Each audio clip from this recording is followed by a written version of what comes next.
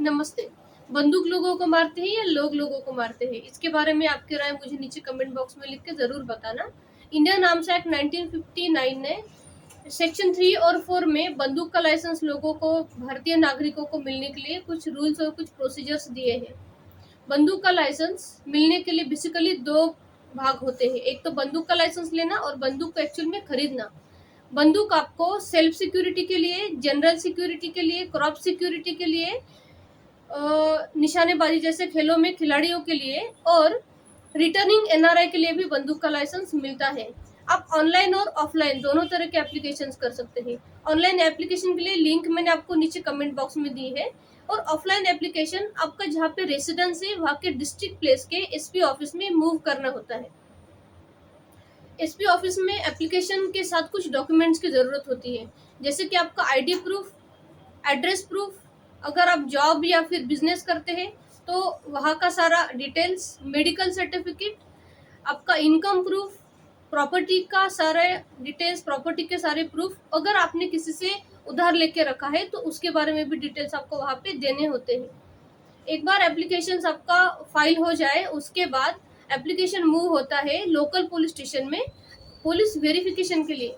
Police आपका verification करके आपके बारे में पूरा जांच करते हैं कि कहीं आपका किसी से झगड़ा या फिर किसी से गुंडागर्दी हुआ है या फिर आपको कुछ क्रिमिनल रिकॉर्ड है।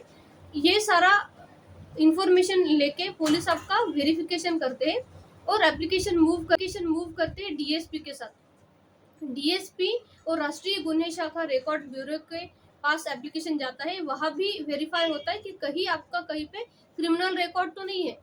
क्रिमिनल रिकॉर्ड चेक करने के बाद आपको बुलाया जाता है इंटरव्यू के लिए। इंटरव्यू में आपको एक बेसिक सवाल पूछा जाता है कि आपको बंदूक की ज़रूरत क्यों है। वहाँ पे आपका स्व सुरक्षा, सेल्फ सिक्योरिटी, ये बेसिक रीज़न होना चाहिए। बहुत सारे लोग जंगली जानवरों से बचने के लिए भी बंदूक का लाइसेंस लेते हैं और जंगली जानवरों को भगाने के लिए भी बंदूक का लाइसेंस लेते हैं। बंदूक का लाइसेंस लेने के लिए ये एक रीज़न भी हो सकता है। तो एप्लीकेशन अगर इंटरव्यू के बाद एप्लीकेशन मूव होता है डीएसपी के पास, अगर डीएसपी समाधानी है तो आपको बंदूक का लाइसेंस फाइनली मिलता है।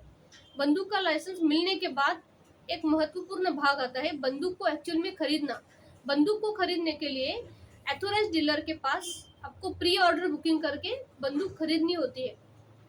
अगर एक बार आपने बंदूक खरीद ली उसके ही साथ आपको बंदूक के गोलियों के लिए भी एप्लीकेशन मूव करना होता है।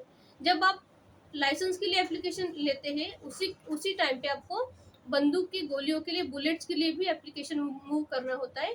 हर एक व्यक्ति को कितने बुलेट्स मिलनी चाहिए इसके बारे में हर एक गवर्नमेंट का अलग अलग कोटा है, उतनी ही सिर्फ गोलियां मिलती है। एक बार गोलियां खत्म होने के बाद वापस भी अगर आपको चाहिए तो एप्लीकेशन देना होता है, लेकिन इसके पहले दी हुई गोलियां आपने कहाँ पे और कैसे यूज।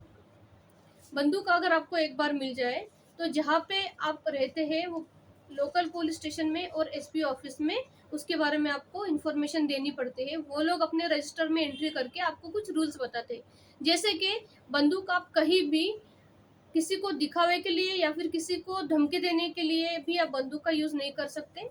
जिसके नाम पर बंदूक का लाइसेंस है वही सिर्फ अपने खुद की सुरक्षा के लिए ही बंदूक का यूज कर सकता है। जब अथॉरिटी ने आपको बोला है कि बंदूक आपको वापस जमा करनी है, वो टाइम पे आपको बंदूक वापस जमा करने के लिए जाना पड़ता है। बंदूक का लाइसेंस एक बार अगर मिल जाए तो 5 साल के लिए वैलिड होता है। एज पर न्यू रूल 2019 का न्यू रूल के हिसाब से आपको बंदूक का लाइसेंस 5 साल के लिए वैलिड होता है। आशा करती हूँ कि ये वीडियो आपको पसंद आया होगा और बंदूक का लाइसेंस लेने के लिए सारा इन्फॉर्मेशन इसमें है। अगर आपको मेरा वीडियो पसंद आए तो कृपया लाइक, शेयर एंड सब्सक्राइब जरूर करिए। धन्यवाद।